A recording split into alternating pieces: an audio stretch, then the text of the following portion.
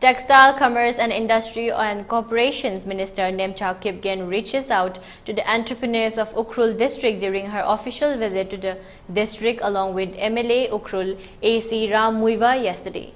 During the visit, Minister Nemcha encouraged the entrepreneurs to utilize the various infrastructures of the government implemented through the Department of Commerce and Industry for improving the industrial sector of the state.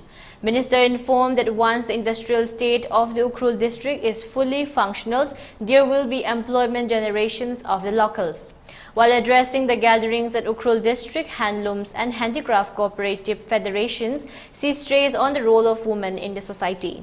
She said women are now actively involved in policy making, which is a sign of equality and empowerment of women.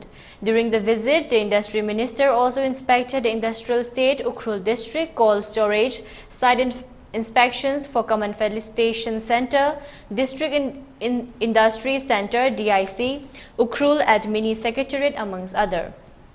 Director Commerce and Industry Y. Robita, MD MANIDCO Peter Salam and officials of the departments accompanied the ministerial team during the visit.